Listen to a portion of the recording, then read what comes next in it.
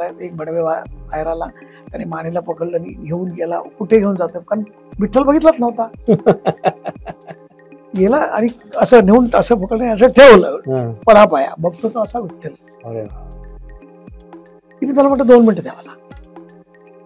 2 मिनिटात मी माझे पेपर मी बरोबर ते काढले फटकन. विठ्ठल उभा विठ्ठल केला. म्हटलं की उद्यापासून हा तुझं चित्र अख्ख्या महाराष्ट्राला दिसेल. मंगल देशा, पवित्र देशा, राकड देशा, कणकर देशा, महाराष्ट्र देशा. पण तो राकटपणा यायलाच पाहिजे. जय भवानी म्हटलं की तो जोश आहे. जय भवानी असं म्हणतो. जसं आपण नेहमी म्हणतो की अरे आज माझे थोडे पैसे गेले, हरवले माझे. हजारो लोकांना सांगतो आपण, पण तुम्हाला पैसे मिळाले तर कोणी सांगत नाही तुम्ही. सुख पाहता जवळ पडे दुःख पर्वत एवढं. दुःखाचा डोंगर करून जगणारी माणसं खूप आहेत. दुसऱ्या चित्रात एक मुलगा वाघ झालाय. बोलो कोण आहे? बोलो मी. तू वाघ का झालास? बोलो मला तुम्हाला खायचं आहे. बोलो का? तुम्ही जंगलात येताना घर बांधता. अरे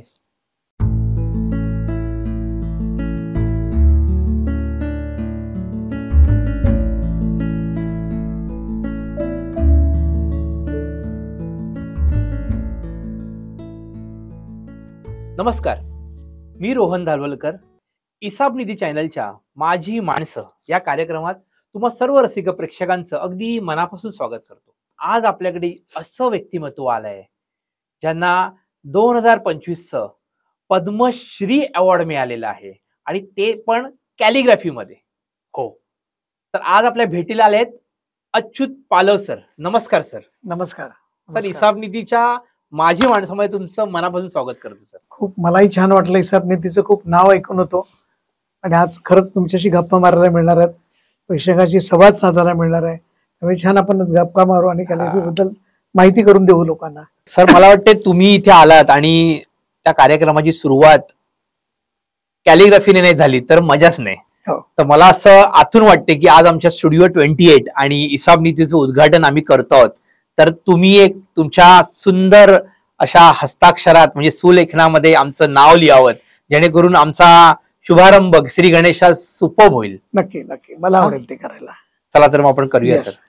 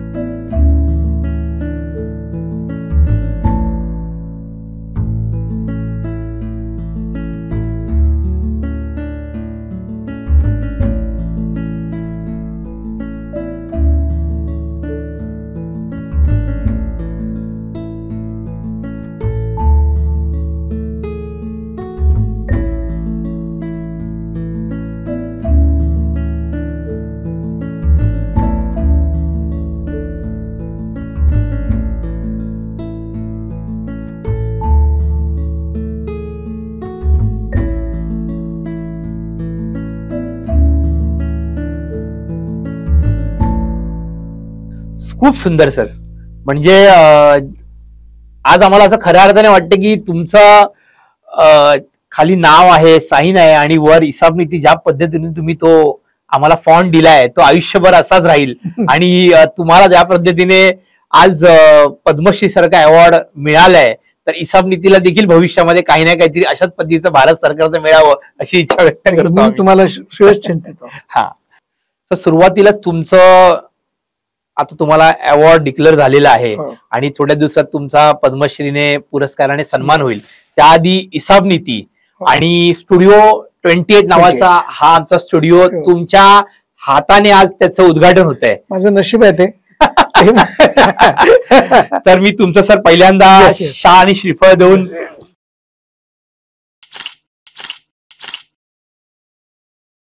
सर, सगळ्यात पहिली गोष्ट म्हणजे तुम्हाला आम्ही लहानपणापासून बघतोय. म्हणजे आम्हाला जेव्हा शाळेमध्ये सांगितलं जायचं की हस्ताक्षर कसं असायला हवं, हस्ताक्षर सुलेखन म्हणजे काय, आणि कसं तुमचं हस्ताक्षर ज्याचं अक्षर सुंदर त्याची दानच सुंदर, असं खूप गोष्टी सांगितल्या जायच्या. तुम्हाला पहिला प्रश्न सर हाच आहे की सर तुमची सुरुवात कुठून झाली आणि तुम्हाला प्रेरणा कशी मिळाली? पहिली गोष्ट म्हणजे मी सगळ्या लोकांना सांगू इच्छितो की अक्षर सुंदरच असायला पाहिजे म्हणजे सगळं होतं पुढे, असं काही नाही. ते आपण करायचं असतं. बरं. माझी सुरुवात शाळेपासून झाली. मी शिरोडकर हायस्कूलमध्ये मी बॅकबेंचर्स, मागची सीट आपली. ओके. अभ्यासात आपण फारसे काही गुणवत्ता नव्हती आपली, पण आमचे चित्रकलेचे सर होते ते खूप छान होते, नाभर सर. ओके ना. त्यांना मागच्या मुलांमध्ये ना काहीतरी मुलं ही करतील हा ठाम आत्मविश्वास त्या माणसाकडे होता. शिक्षक कसा असावा ना, तर नाभर सरांसारखा. ओके. असं मला नेहमी वाटायचं की ज्याच्याकडे काही नाही आहे ना त्याला उभं करणं, आणि त्यातला मी एक त्याच्यातला होतो. मला म्हणाले की उद्यापासून फळ्यावर लिहायला लागायचं, सुशोभन मंत्री वर्गाचा तू. ओके. आणि मग रोज एक सुविचार लिहायचा. की कसं माहिती की आपल्यावर एका शिक्षकाने काही आपल्याला न येता एक जबाबदारी दिलेली आहे, त्याला आपण कुठेही खोटं पाडता कामा नये. बरं, ते पुढे घेऊन जाण्याकरता रोज सुविचार वाचला पाहिजे, रोज नवीन नवीन वाचन करून परत ते नवीन पद्धतीने लिहिलं पाहिजे. वर्ग सुरू होण्याच्या अगोदर म्हणजे 1:45ला शाळा सुटल्यानंतर परत 1ला वर्ग सुरू व्हायचा.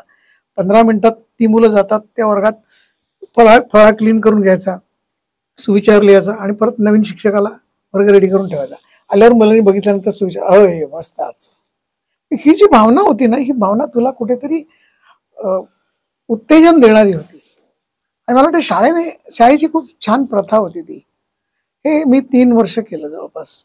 आणि 8वी 9वी 10वी मग वर्गाचं सुशोभन झालं की मग कधीतरी शाळेत गणपती असायचे, नवीन वार्षिक स्नेहसंमेलन असायचं, गोविंदा असायचा, खूप सण साजरे. पहिलं काय लिहिलं सर फळ्यावर? जे पहिलं सुविचार जो एक चांगला विचार वाचायचा आणि तो कोणता लिहिलेला आठवतो का सुविचार सर? काय एक शेवट सुंदर अक्षर, हाच खरा दागिना, हेच पहिलं होतं. कारण तेवढंच पाठ असतंच ना तेवढं. त्याच्यानंतर मग तुम्हाला हळूहळू ते शोधावं लागतं. आणि मग मी काय केलं की माझ्या पुढे जी आमची सगळी हुशार मंडळी बसायची त्यांच्याशी मैत्री केली. मग कधी आमचा प्रदीप धारगळकर म्हणून नावाचा मित्र होता, तो आजही आहे, मित्रच आहे अजून, तो छान आहे तो. तर त्याला सांगायचो की बाबा उद्यासाठी मला सुविचार दे, किंवा आणखी काही मुलं असायची त्यांना सांगायचो. काय झालं, यातून एक नवीन मैत्री घडली. Let us connect the people. Perfect. अक्षर माणसं जोडत असतात. ही सवय मला कुठेतरी तिथनं लागायला लागली होती. आणि मग त्या शाळेतनं फळ्यावर लिहिलं, मग नाबर सरांची करेक्शन येणं, मग आपण काय चुकलो आहोत हे सगळं बघत 3 वर्ष झाली. 3-3ऱ्या वर्षी गणितात नापास झालो 10वीला असताना. पण माझे बाबा खूप छान होते, त्यांचं अक्षर खूप चांगलं होतं. ओके. सुंदर होतं. म्हणजे आमच्या घरी ना, तुला सांगतो, मामांचं बाबांचं. ओके. आमच्या घरी चक्क रोज 8 वाजता अनेक लोक त्यावेळी अर्ज सगळे हाताने लिहायचे. आणि बाबा आमचे कराचीवाले, थोडं इंग्लिश स्टाईल थोडस. ओके. खूप सुंदर, म्हणजे आता जी कॉपर प्लेट आपण जी म्हणतो स्टाईल, त्या पद्धतीचं. काय झालं की तुम्ही लिहित नसता पण तुमच्या समोर काहीतरी छान आलेलं असतं, त्याचा नकळतपणे तुमच्यावर परिणाम होत असतो. एक पेपर फुलस्केप घ्यायचा, त्याच्यावर कार्बन पेपर टाकायचा, त्यावेळेला त्या बॉलपेनने जाड असता, व्यवस्थित लिहित वगैरे असत. शाळेत जाता जाता मग परत मग पेरूचा कंपाऊंडच्या नाक्यावर कबड्डीचे सामने असायचे तिथे वडेश्वर सेवा मंडळ, नवजवान सेवा मंडळ, विवेक संघ, क्युरियस सेवा मंडळ. कबड्डीच्या सामन्याचे फलक मनावर एवढे परिणामकारक असायचे की कधी कधी शाळेत जायला उशिरा व्हायचा. कारण तो सेमीफायनल क्वार्टर पासून तो चषक यायचा, मग त्याची पट्टी वेगळी असायची, रंग वेगळा असायचा. मग क्युरियसवाल्यांचं वेगळं, नवरेवाल्यांचं वेगळं, वडेश्वरवाल्यांचं वेगळं. काय झालं की संस्कार हे माझ्या मते खूप केले पाहिजे असं काय नाही, ते आपोआप होत असतात. आणि त्याच्यातला मी एक होतो. तेच शाळेमध्ये परत उमटवायचं. आणि मग 10वी नंतर मग परत 5 बस झालो, जे मध्ये गेलो. बाबांनी सांगितलं होतं की अपयश यशाची पहिली पायरी आहे, लक्षात ठेव. काय फार मोठं काही चूक झालेली नाहीये, अभ्यास नाही केलास तर नाही मिळाले तुला मार्क, इतकी सोपं आहे ते, कर नि पास होणी, पुढे जा. पुढे गेलो. मग त्याच्यानंतर मला वाटतं अपयश नव्हतं माझ्यासाठी, मग यशच होतं. कारण मी टायपोग्राफी कॅलिग्राफी घेऊन फर्स्ट क्लासमध्ये आलो. महाराष्ट्रात माझ्या विषयात पहिला होतो. छोटीशी नोकरी झाली, इकडे तिकडे फिरलो थोडासा. मग आमचे सेकंड इयरला असताना आर के जोशी आमचे गुरु, ओके.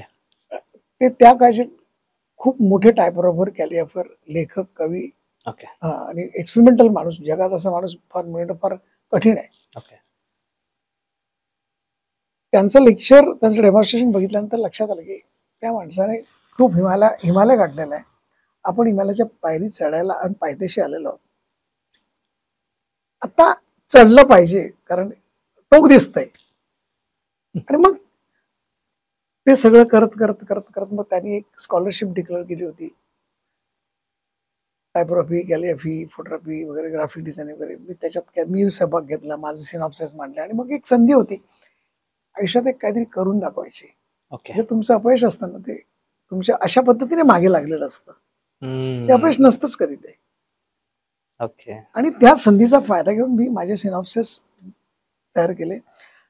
दादरला भारतीय इतिहास संशोधन मंडळात गेलो. तिथे बिगो खोबरेकर असायचे, त्यांना भेटलो. त्यांना म्हटलं की मला पुढे लिपीवर काम करायचंय. त्यांनी मला जरा माझ्या वयाकडे आणि माझ्या सगळ्या पोरकटपणाकडे बघून ते म्हणाले, अरे काय तू काय नक्की काय करणार? बोलो तुम्ही द्या तर खरं, बघूया आपण काहीतरी करू. कारण मला ते इतिहासकार होते, मी डिझायनर होतो. डिझाईन वाईज मला काही करता येईल का? तर तशा पद्धतीचा थिसिस होता तो. आणि मग ते सिनॉप्सिस ठेवले तिथे, मी लिहिले ते. आणि छान एक 2-3 महिन्यात मला कळलं की मला स्कॉलरशिप मिळाली म्हणून. मग माझ्या आयुष्याचा मार्ग मात्र खूप असा, आपल्याला भविष्य दिसायला लागतं. तुम्हाला काहीतरी करायची संधी मिळालेली आहे आणि ती आता करायची आहे. आणि मग 15 ते मोडी लिपी 15 ते 17वे शतक, 18वे शतक, याच्यामध्ये मोडी लिपीचा नक्की इतिहास काय आहे, ती कशा करता आली, काय झालंय, का ती बंद का पडली. ओके. ती अनेक ऐतिहासिक घटनांची साक्षीदार होती.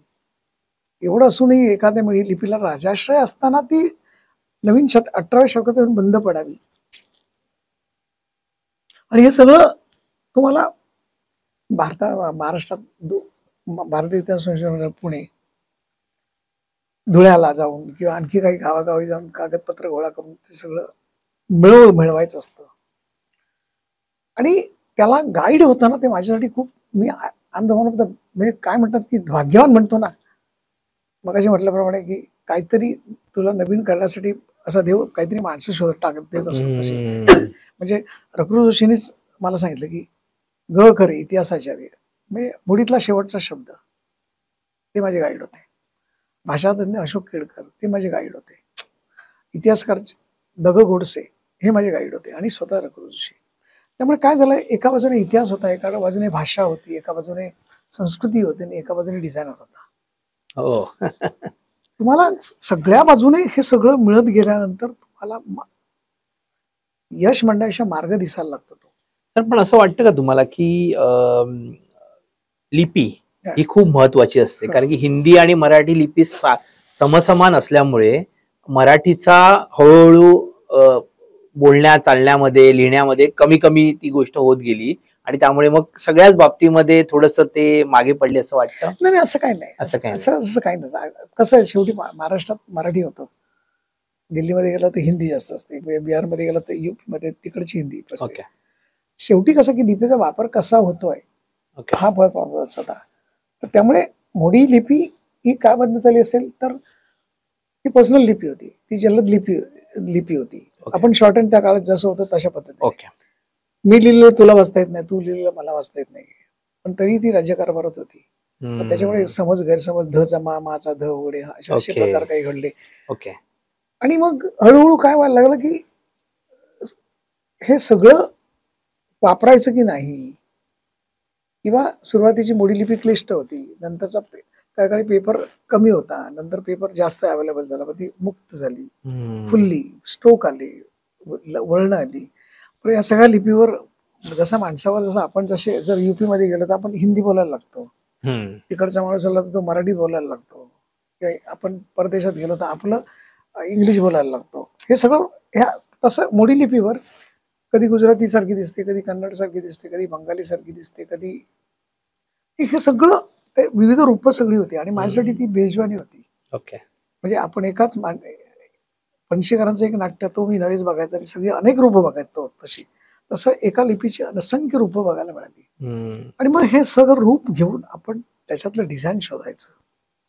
सर पण मला आम्हाला नेहमी असं वाटतं की कॅलिग्राफी म्हटलं की तो शब्द अक्षरांची खेळतो. हो. बरोबर. मग असं कुठलं अक्षर काहीतरी प्रत्येक अक्षर काहीतरी बोलतं असं वाटतं आम्हाला. जे म्हणजे काहीतरी बोलतो, ब काहीतरी बोलतो. तर तुम्ही जेव्हा कॅलिग्राफी करता तेव्हा डोक्यामध्ये एक गोष्ट ती ठरवून काही गोष्ट करता की ती हातात एकदा हातात आला की तो स्ट्रोक एंड पर्यंत घेत जाता काय नाही, काय असतं? असतं ती मानसिकता का असते मुळात? काय असतं की कॅलिग्राफी म्हणजे सुंदर लिहिणं हा एक भाग आहेच, पण त्याच्या पलीकडे गेलं पाहिजे असं मला वाटतं. बरोबर. तर समजा आता एक उदाहरण सांगतो. झोका हा शब्द घेतला, तर झोका मला शब्द लिहायचा आहे मला, तर माझ्या लिहिण्यामध्ये तो झोका दिसला पाहिजे मला.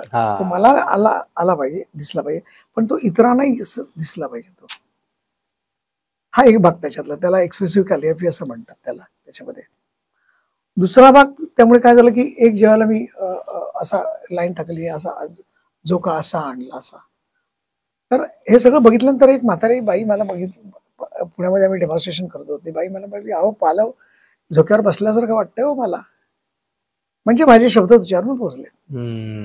हा एक भाग झाला. दुसरा भाग काय होता की एखादी कविता किंवा एखादा, मी कोरोनाच्या काळामध्ये गुलजारांच्या काव्यावर, सगळ्या काव्यसंपदा त्यांची जी आहे त्याच्यावर काम केलं. आता हे सगळं त्या काळामध्ये गुलजार किती समजतात लोकांना, त्या प्रत्येकाला करणाऱ्या माणसाला. पण मला गुलजार लिहायचे आहेत, मला मांडायचे आहेत. मग मी त्याला म्हटलं तुझ्या पद्धतीने तू मांड.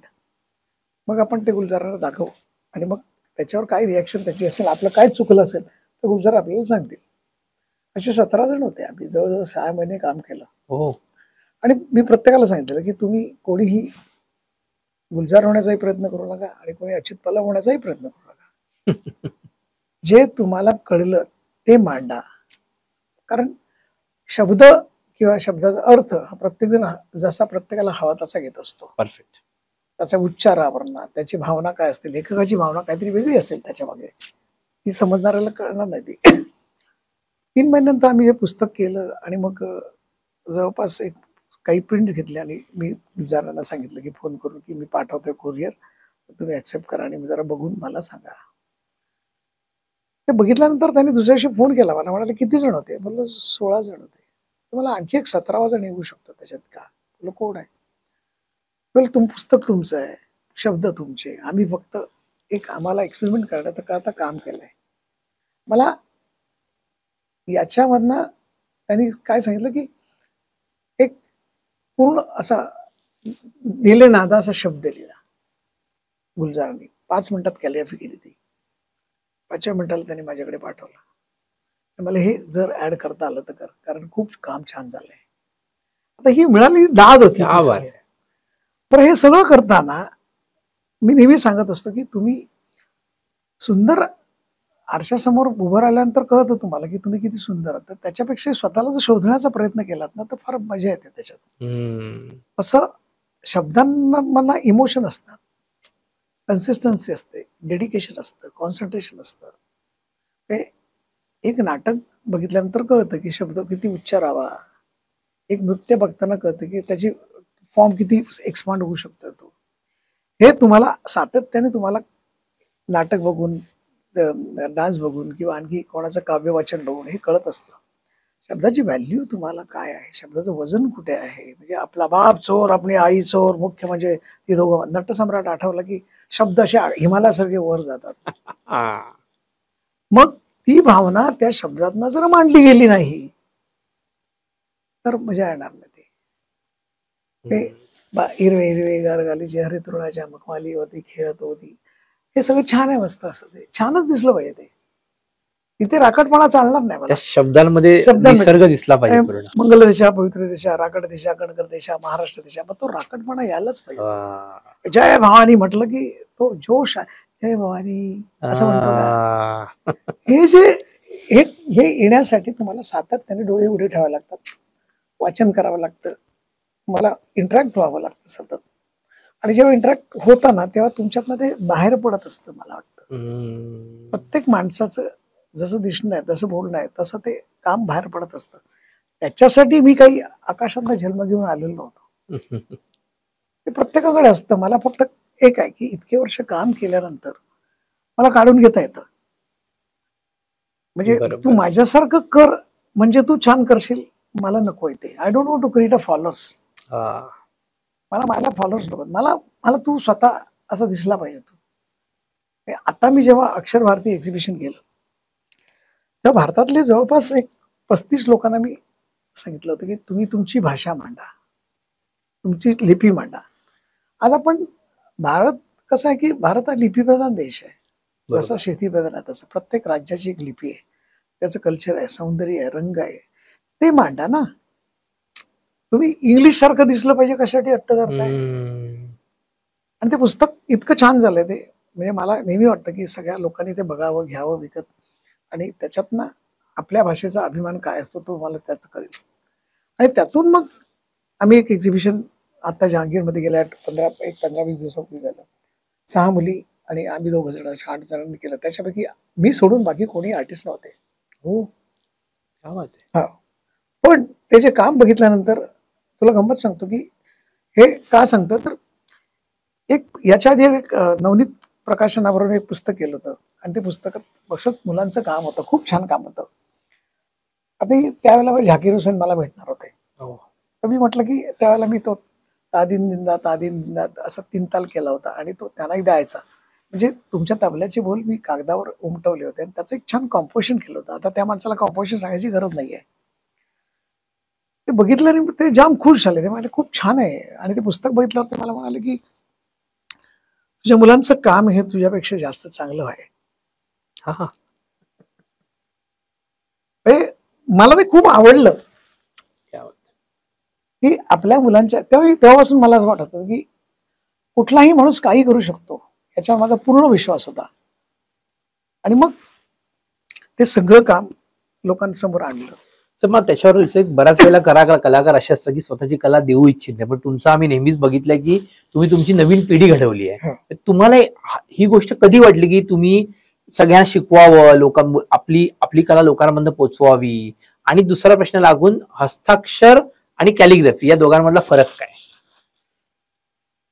पहिला प्रश्न काय जो असतं ना की आपण मूळ लालबाग मधून आलो होतो. गिरणगाव. मला जे मिळालं ना, प्रेम मिळालं, जो सपोर्ट मिळाला, माझ्याकडे काही नसताना शाळेतनं एका शिक्षकाने तुला जबाबदारी टाकावी, हे त्याचं देणं आहे रे. बरोबर. आई वडिलांनी अपयश आल्यानंतर पुढे जा, मागे होऊ नकोस. त्यामुळे तुझ्याकडे तू जमा करतोयस ना, हे सगळं परत हे देण्यासाठीच असतं. देणाऱ्याने देत जावे, घेणाऱ्याने. ते विंदा करांची कविता परफेक्ट आहे. ती सातन डोळं काम करत असते तुमच्या डोक्यावरती. त्यामुळे मला नेहमी वाटतं, आजही वाटतं की आज काम केलंय ना, हे आजचं काम आहे. आज दिलंस की उद्या आपण नवीन विचार करूया. पण मी जर तुला सांगितलं की नाही आपण 15 दिवसांनी जरा भेटू आणि मग जरा त्याच्यावर विचार करू, तर 15 दिवस ते त्याच्यात नवीन गोष्टीला प्रॉब्लेम होतो. तो माझ्याकडे आलेल्या प्रत्येक स्टुडंटवर मी वाईट रागवत असतो. मी त्याच्यासाठी खूप फेमस आहे. सरांकडे गेल्यानंतर 4 शिव्या खायची तयारी ठेव, कागद फाडलं तर इन्सल्ट होईल वगैरे करेल, पण तो इन्सल्ट नसतो माझ्या मते. कारण कसं असतं माहितीये की मी नेहमी माझी शिकवण्याची पद्धत अशी आहे, 50 जण असतील, 50 जणांमध्ये 50 जणांच्या पद्धतीने विचार करतायत, हे मला त्यावेळी कळतं. बरोबर की नाही? तुम्ही केलेली माझ्या दृष्टिकोनातून जर चूक असेल तर ती 49 लोकांना चूक वाटते का? नाही. त्याच्यातनं तो लेसन जात असतो तिकडे, आणि तेच घ्यायचं असतं. खरं माझे रकृ जोशी आमचे गुरुवर्य, जेव्हा मी एखादी गोष्ट दाखवायचो त्यावेळेला ते कधीच सांगायचे नाहीत की हे चुकलंय आणि हे बरोबर आहे. पण त्यांच्या बॉडी लँग्वेजमुळे बघितल्यानंतर पटकन चेहऱ्याच्या वर हावभाव, डोळ्याची नजर, हे सगळं बघितल्यानंतर पटकन कळायचं की आपला काहीतरी गोंधळ झाला असेल किंवा अजून अप टू द मार्क झालेलं नाहीये. ही भाषा ओळखायला पाहिजे. आईने छोट्या मुलाची भाषा ओळखावी, त्याला भूक लागली असेल असं पटकन आपण म्हणतो, तसा तो प्रकार आहे तो. तसं तुम्हाला जेव्हा शिक्षक होता तेव्हा तुम्हाला ती भाषा विद्यार्थ्यांची भाषा कळायला पाहिजे. त्याला डाटलं पण पाहिजे, पण त्याला त्याच वेळेला त्याला पुढे जाण्याचा मार्ग पण करून दिला पाहिजे. आणि दुसरा प्रश्न महत्वाचा. हा, हस्ताक्षर आणि कॅलिग्राफी. काय हस्ताक्षर हे लिहिण्याकरता असतं. ओके. ते दिलेल्या प्रश्नाचं उत्तर लिहा आणि सुवाच्य अक्षरात लिहा, बरोबर. एवढं. कॅलिग्राफीमध्ये कसं असतं की ती त्यातला अर्थ काय, ती कविता ती काय म्हणते, तो अर्थ त्याच्यात मांडण्याचा प्रयत्न करताना अक्षरांचे आकार बदलत असतात. ओके. आणि ते आकार बदलताना एकमेकाचे कधीतरी घट्ट होतात, कधीतरी विसंगत होतात. तर पाऊस समजा असं धरला, घनघन माळा नवी दाटल्या कोसळती धारा, मग त्याच्यामध्ये करताना तो पावसाचा फ्लोच महत्वाचा आहे माझ्या मते. अक्षर आपोआप तयारच होत असतात त्याच्यामध्ये. काही वेळेला ती अस्पष्ट अक्षर सुद्धा मनात आकार करून ती वाचली जातात.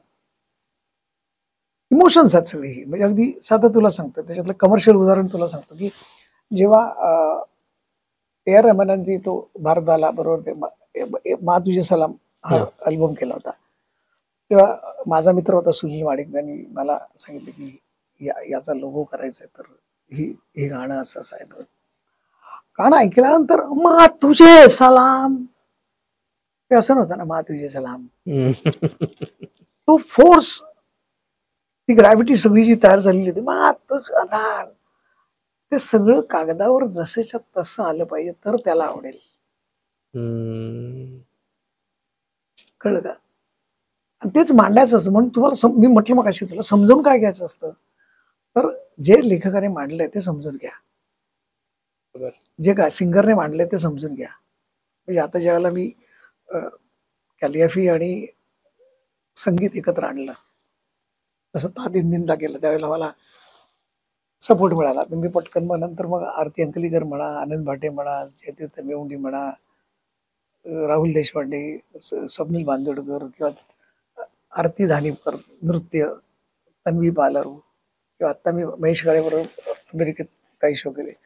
तर त्या क्षणाला, आता तुम्हाला भारत भलवल्लीवर होता पणीरमध्ये केला होता, त्या क्षणाला जे आहे ते तिथल्या तिथे मांडलं गेलं पाहिजे. इतकं तुम्हाला काम फास्ट करावं लागतं. म्हणजे तुमची विचारशक्ती किती करण्याची असते.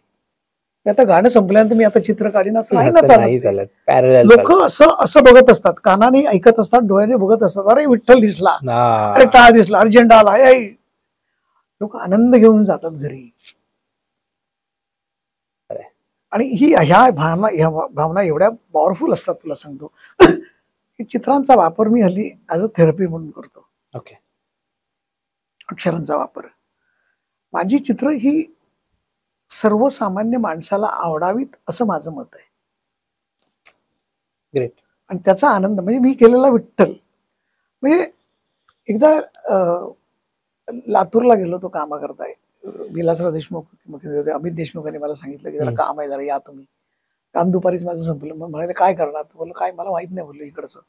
तर बोलले तुम्ही आता एक कामला पंढरपूरला जाऊन या, दर्शन घेऊन या. बोललो इथून लांब असेल ते नाही, ते एका तासापूर्वीवर आहे, ते मी ती व्यवस्था करतो. अगदी केली. व्हाईट सफेद गाड्या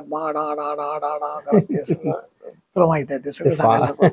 फाटकन विठ्ठलाच्या दारात तिथे आला की बाबा अरे साहेबांकडला एक बडवे बाहेर आला, त्याने मानेला पकडलं आणि घेऊन गेला. कुठे घेऊन जातो, कारण विठ्ठल बघितलाच नव्हता. मुख्यद्वार, प्रवेशद्वार, साईडद्वार काय काय काय काय पत्ताच नाही. गेला आणि असं नेऊन असं पकडलं, असं ठेवलं पळापाया. बघतो तो असा विठ्ठल. मी त्याला म्हटलं 2 मिनिटं द्या मला. 2 मिनिटात मी माझे पेपर बरोबर ते काढले, फटकन विठ्ठल उभा विठ्ठल केला. म्हटलं की उद्यापासून हा तुझं चित्र अख्ख्या महाराष्ट्राला दिसेल. त्याच्या आडवं होतं, पण उभा विठ्ठल लिहिणं हे जे मी तुला तेच म्हणतो की तुला जे अनुभवलेलं असतं ना, ते मांडणं ती फार मोठी गरज असते. आणि ही गोष्ट मला पुढे जेव्हा काम करायला लागलो, त्याला मला पहिली समजावून कोणी सांगितलं असेल तर डॉक्टर विजया राजाध्यक्ष, लेखिका. हा, म्हणजे मी ज्ञानेश्वर केले, छान सुंदर झाले ते, अगदी मस्त. मग तुकाराम करायचं होतं मला. तुकाराम एक मोठी आख्यायिका आहे ती मोठी. कारण तो अनुभव आहे तो. एका माणसाने झेललेलं सगळं, त्या पोथ्या जाणं, पाण्यात नदीत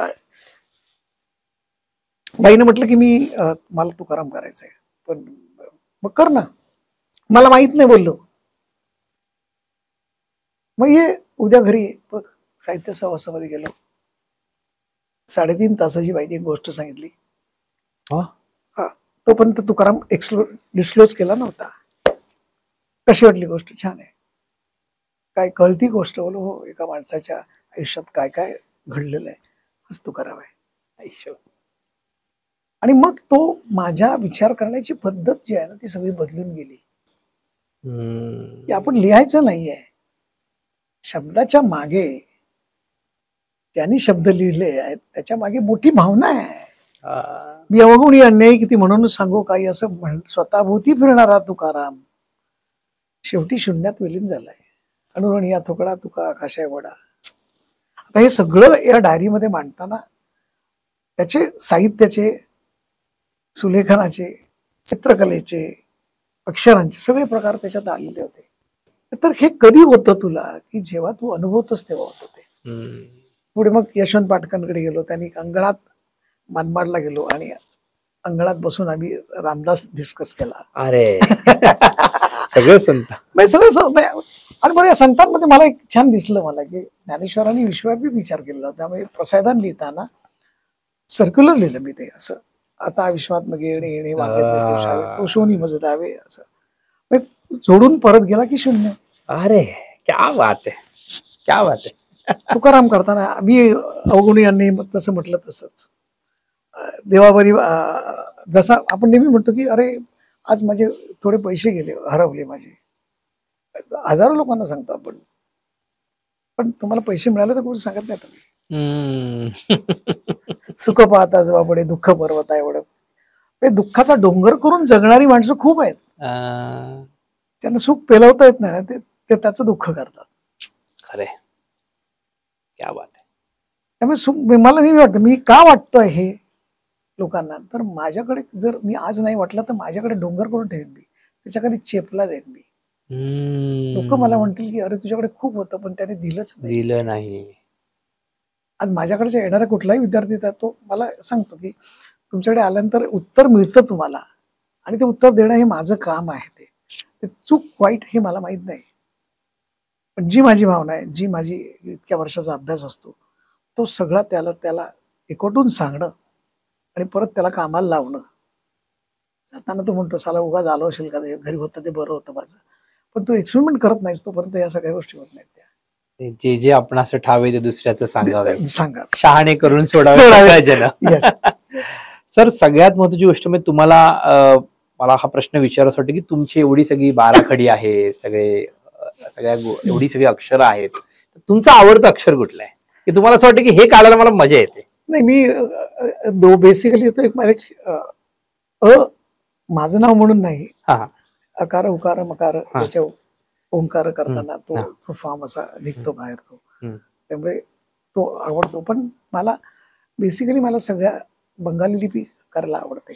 बंगाली छान आहे तेवढं, ओळख छान आहे.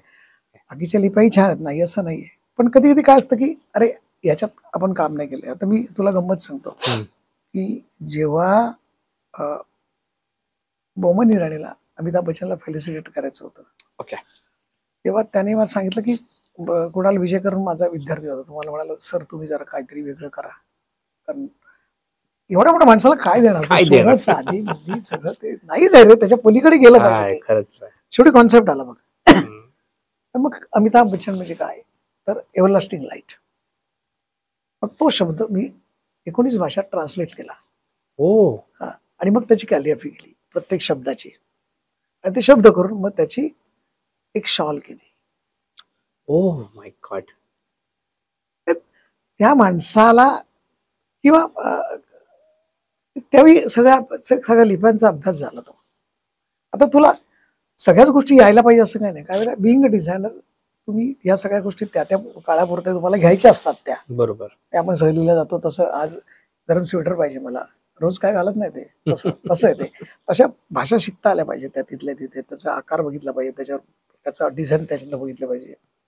आणखी एक इन्सिडन्स तुला सांगतो की मस्त असं की लताबाईनं ज्याला 75 वर्ष पूर्ण झाली होती तेव्हा पुण्यात नादब्रह्मने त्यांचा सत्कार केला होता. आणि मग त्यांनी वंदना गांगुर्डेंनी मला सांगितलं की आता काहीतरी गिफ्ट द्यायचं बाईला अजून. तर काय तर बोललो बघ काहीतरी देता आलं तर. मग तुम्हाला बजेट काय तुमचं? तर बोललो बजेट नाही आपल्याकडे, कमी आहे बजेट. बरं ठीक आहे. तर मी बाईला म्हटलं की मी एक शॉल करतो. आणि बाईनी 10 गाणी बाईंना आवडणारी लग जा गले वगैरे अशी सगळी गाणी निवडक 10 लताबाईंची 10 गाणी अशी डिलिव्हर झाली होती. त्या 10 गाण्याचं कॉम्बिनेशन करून एक पेंटिंग करतात ना तसं सगळे सगळे स्वर असे नुसते असे एकमेकात गळा घालून असे मिरवत होते. क्या बात आहे. ती शॉल जेव्हा एवढीशी होती ती जेव्हा बाईनं अंगावर घातली तेव्हा ती कॉन्सेप्ट मी तू विचार कर की क्या बात आहे. त्यांची गाणी अशी त्यांना गळ्यावरती अशा मिठ्या मारतात असे शब्द ते. बाईने दुसरा सत्कार माझा केला. अरे क्या बात आहे. मी हे का होतं किंवा तुम्ही फक्त लिहून काढायचं नसतं, तुम्हाला कुठेतरी ते जिवंत करायचं असतं. मी आजही आपण ज्यावेळेला पाऊस म्हटलं की गिर्यस आठवतात आपल्याला. तू गेलीस देवा रिमझिम पाऊस आणि नाद कोसळा असे असंख्य हेच नाही असं किंवा येरेरे पावसा तुला देतो पैसा तेही आठवतं आपल्याला. पण ते त्या पद्धतीने जर मांडता आलं आणि मी कशी तुला म्हटलं तसं की थेरपी म्हणून वापरत असतो मी एक त्याच्यातली अशी की बाबा की माणूस एकतर इतका कॉम्प्युटराइज झाला की तो विचारच करत नाही आता. आमच्याकडे जेव्हा शिकायला जातात ना त्याला मंडे टू फ्रायडे असे असतात, सॅटर्डे संडे अशी झापडं ओपन झाली असतात. सर काहीतरी करायचं मला. अरे पण काय करायचं? नाही काही करायचं तुम्ही सांगा मला, असं असतो तो त्याच्यामध्ये. तेव्हा एक उभी रेषा मारायची असते. पहिलाच एक्सरसाइज अँगल पकडायचा 45चा आणि तो मारायची. ती उभी रेषा काढायला कधी कधी 2-2, 3-3 आठवडे जातात. ती एक रेषा जेव्हा जमते ना तेव्हा त्याला कळतं की आपण उभं राहायला शिकलो होतो. क्या बात आहे. एका रेषेच्या बाजूला दुसरी रेषा आली की 2 रेषेमधले अंतर किती असावं हे जेव्हा तुला कळतं ना तेव्हा तू 2 माणसांमध्ये अंतर किती असावं हे तुला कळतं. क्या बात आहे. कारण मी जेव्हा तुझ्याशी बोलताना माझं अंतर केवढं आहे, मी माझ्या प्रेयसीशी बोलताना माझं अंतर केवढं आहे, माझ्या बायकोशी बोलताना अंतर केवढं आहे, मी माझ्या शिक्षकांशी बोलताना अंतर केवढं आहे, मी माझ्या बॉसशी बोलताना माझी मानशी खाली असते, ताट असतो असा. एवढं सोपं करून मी लोकांपासून मांडलं ते. आणि हे सगळं करत असताना 2005ला मोठा पाऊस झाला, तुला आठवत असेल. मुंबई भरली होती. मग माझा स्टुडिओ बेलापूरला मी राहतो, आर्टिस्ट विलेज मध्ये पाणी गेलं. 1982 पासून जे डॉक्युमेंटेशन होतं ते पाण्याखाली गेलं. निगेटिव्ह होत्या माझ्या सगळ्या त्या गेल्या, सगळं गेलं. आता गेलं, आता तू त्याच्याच पलीकडे काय नाही. परत लालबाग नव्याने निर्माण केलं पाहिजे ही लालबागची आपली वृत्ती आहे. गेलं ना जाऊ दे ना, परत कर ना, परत शून्यापासून कर रे. आम्ही आहोत ना तुझ्याकडे, कोण नसतं आपल्याकडे. बरोबर तो विश्वास एक असतो. परत मार्केटमध्ये गेलो, 50 छत्र्या आणल्या आणि मग त्याला टायटल दिलं बरसात में ताकदीना देन. आणि मग सगळे रंग उडवले, कविता लिहिल्या, ये रे पावसा तुला देतो पसा, परत असं.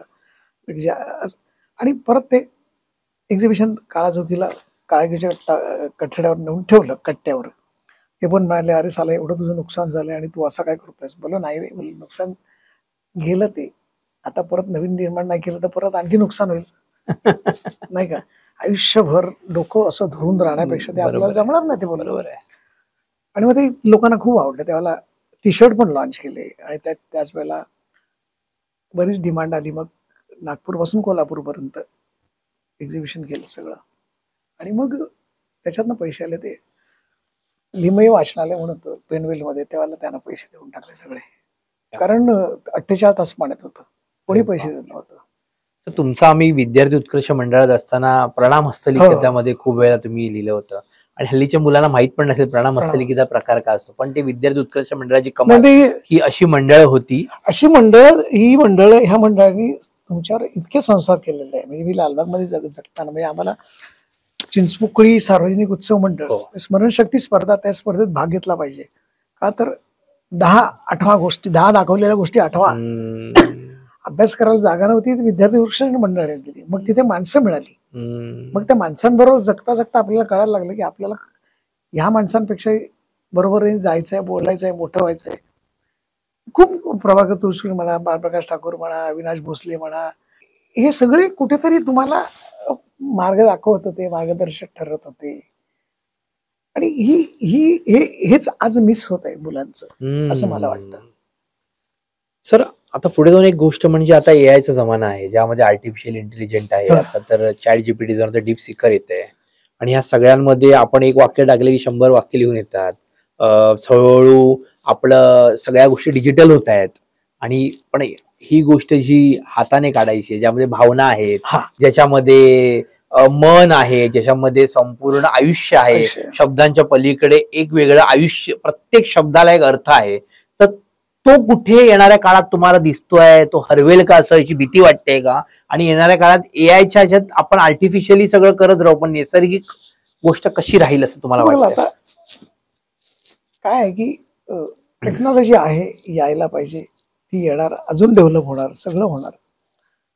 पण माणसाचं मन जे आहे ना, त्या मना जेव्हा कलाकाराची भावना जेव्हा येते तेव्हा आता हे इसाब नीती लिहिताना मला तो पेपर,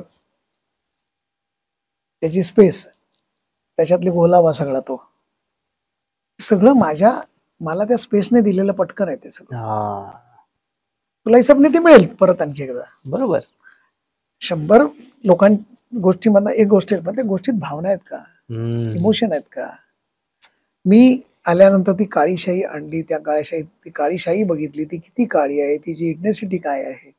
ब्रश बघितला, त्याने ब्रश शूट करताना तो थोडा टच करा जरा, मग त्यालाही जाणवलं की ही इथे भावना आहेत. ती ब्रश शाई काढली थोडीशी आणि मग तो एक स्ट्रोक पूर्ण घेतला. मग त्याची ती मुवमेंट माझ्या भोवती सतत येणं, आणि त्याने शेवटी त्यालाही वाटतं की हे छान दिसलं पाहिजे ना, हे कुठेतरी असायला पाहिजे असं मला वाटतं. म्हणजे मी असं म्हणत नाही की टेक्नॉलॉजी चुकीची आहे म्हणून, टेक्नॉलॉजी बरोबरच आहे त्याच्यामध्ये, पण माणसाने थोडा विचार करायला पाहिजे की हे करण्यापूर्वी आपण जर काही विचार चांगला केला आणि तो विचार जर त्या कॉम्प्युटरला दिला तर कदाचित त्याच उत्तर चांगलं असू शकेल. पण तुम्ही काही न करता, मला आता एक जरा साधी गोष्ट तुला सांगतो की मी काही पोलिसांसाठी काम करतो, म्हणजे परीक्षकाचं काम करतो, स्पर्धा होतात त्यांच्या.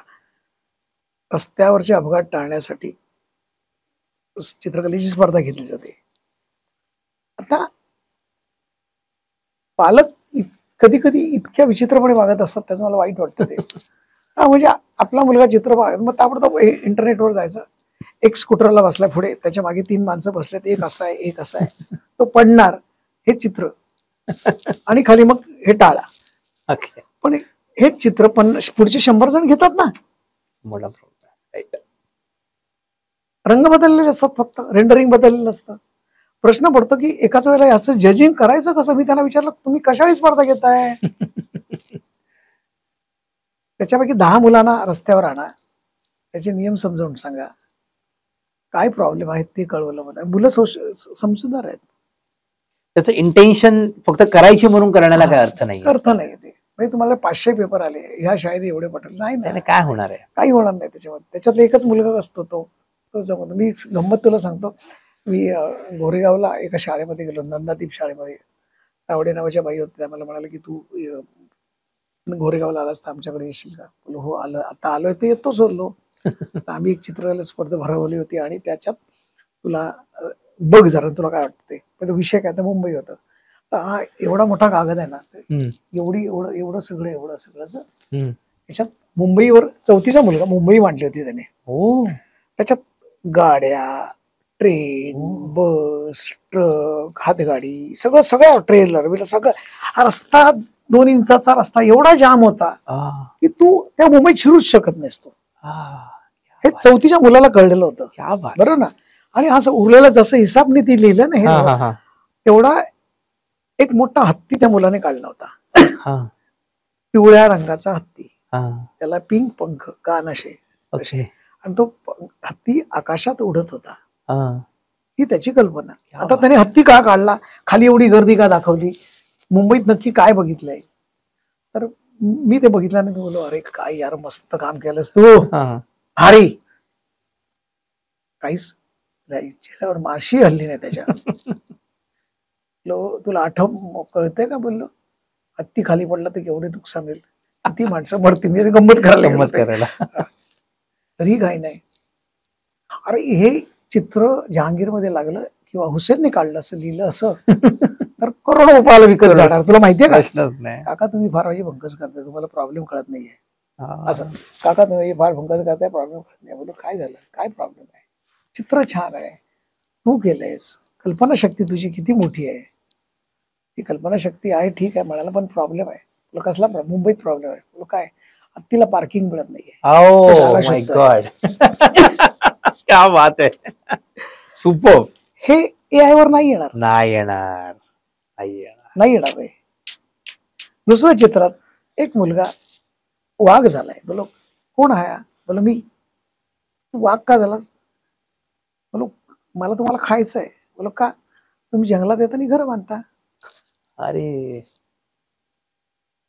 हवे तसे ओरडता, गाड्या आणता, हे करता, आम्ही कुठे जायचं? oh my God. मग आम्ही मुंबईत आलो तर तुम्ही आम्हाला गोळी घालून मारता. अरे सेन्सिटिव्हिटी इज व्हेरी इम्पॉर्टंट. हम्म. आज पालक तेच विसरलाय.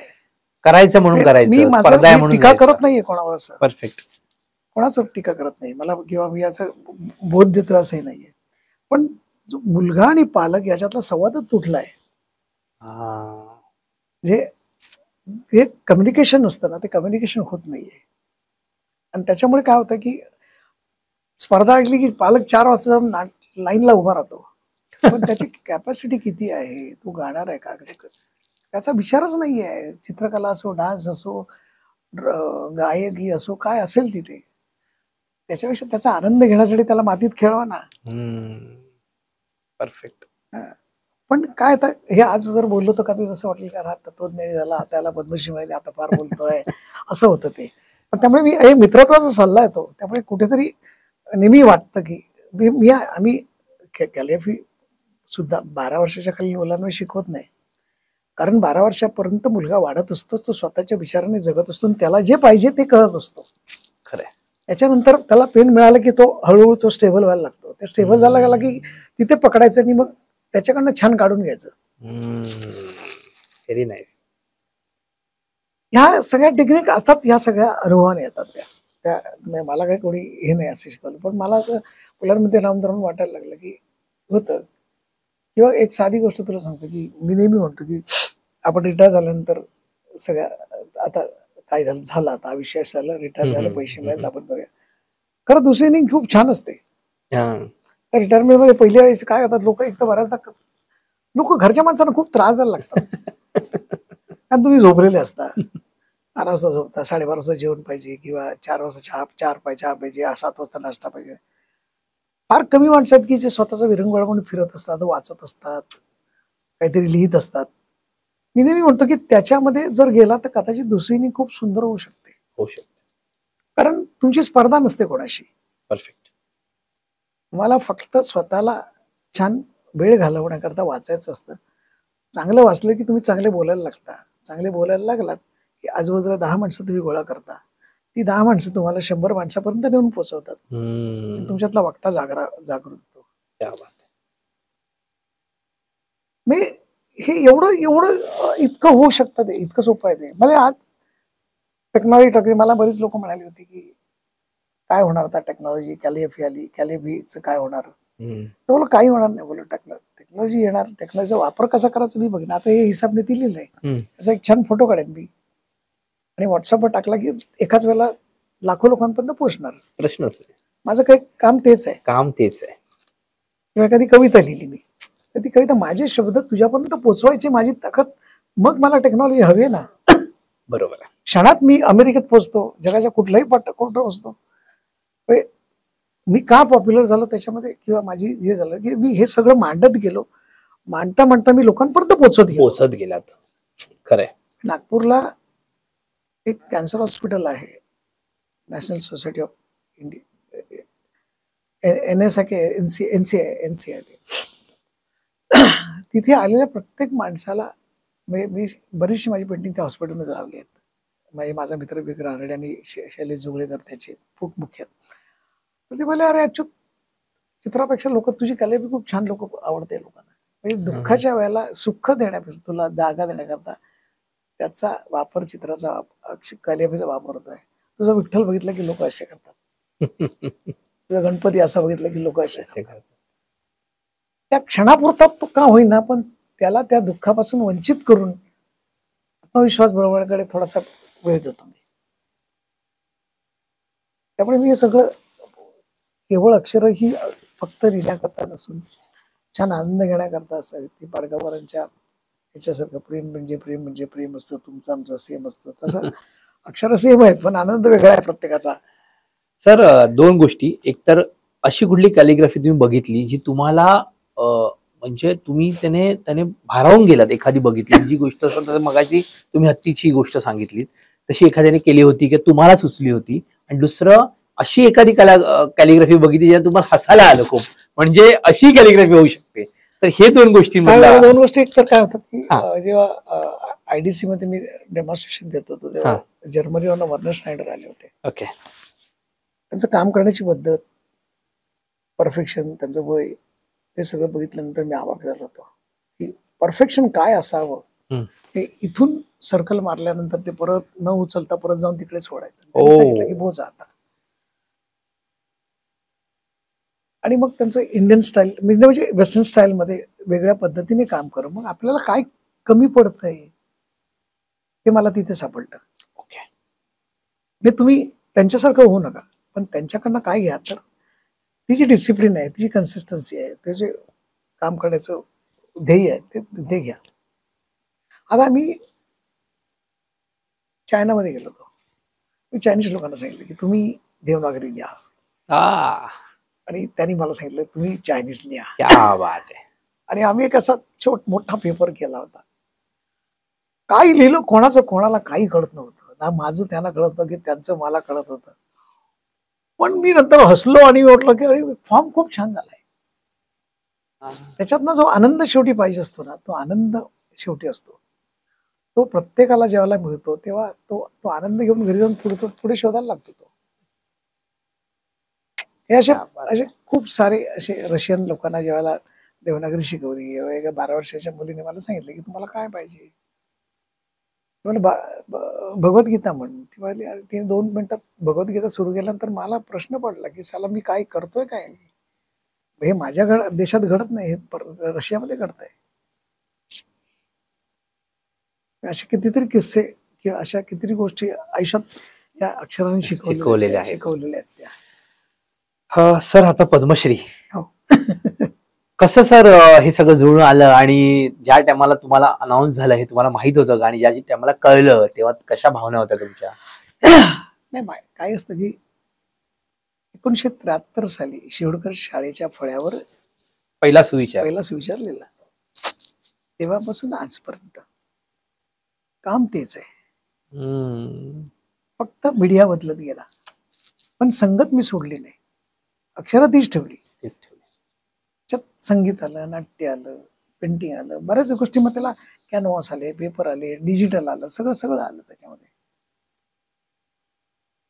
आपण काम करत राहावं असं मला वाटतं, ती गोष्ट मोठी होते. यश अपयश येईल त्याचं काय, जसं मग अशी म्हटल्याप्रमाणे की कॉम्प्युटर आल्यामुळे काय होणार, काय काय तुम्हीच असता शेवटी. तुमची रेख ही सरळ फार महत्वाची असते त्याच्यामध्ये. त्यामुळे जेव्हा काम हळूहळू काम ऍप्रिशिएट व्हायला लागलं, देशात म्हणा, परदेशात म्हणा, इंटरनॅशनल लेवलवर म्हणा, त्याचा सामाजिक बांधिलकी पण व्हायला पाहिजे त्याच्यातनं.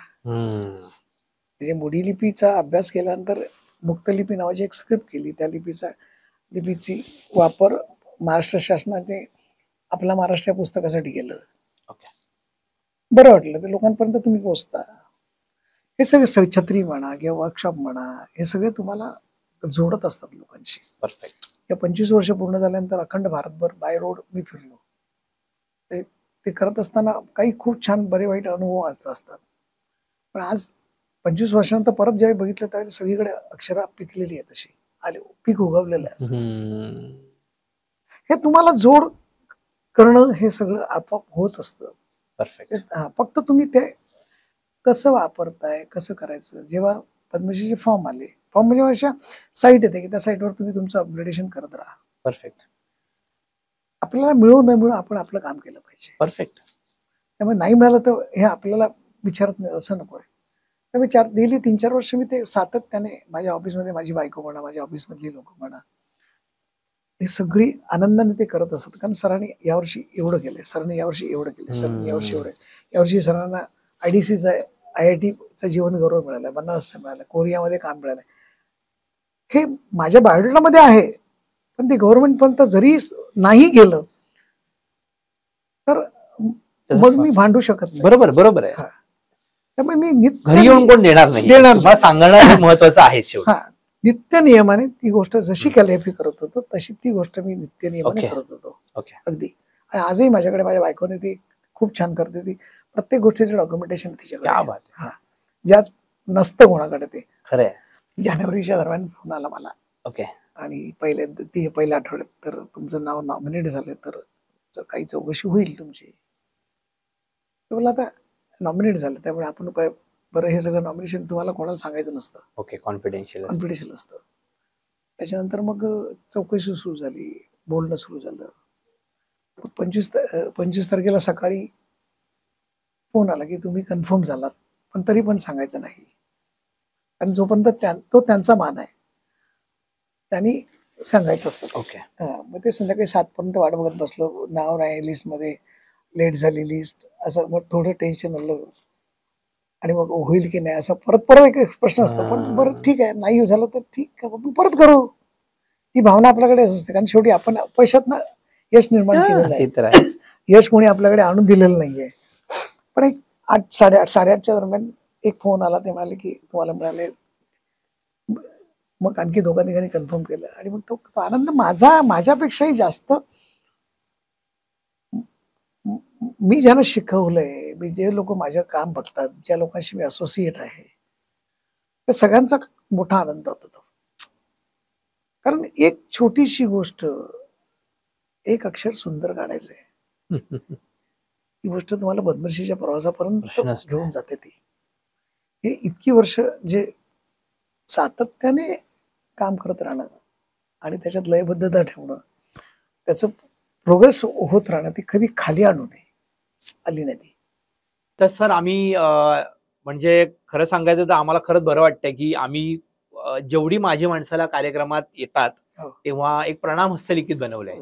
म्हणजे त्यांना येणाऱ्या पिढीला किंवा आत्ताच्या सध्या भारतातल्या लोकांना एक छोटासा संदेश द्यायचा आहे. त्यातून तुम्हाला जे काय लिहायचंय ते तुम्ही लिहू शकता. आमची एक प्रणाम हस्तलिखिताची पूर्ण वही आहे. आतापर्यंत खूप साऱ्या सेलिब्रिटींनी, आता थोडक्यात तुम्ही पण सेलिब्रिटी आहात तर तुम्ही देखील ते लिहावं.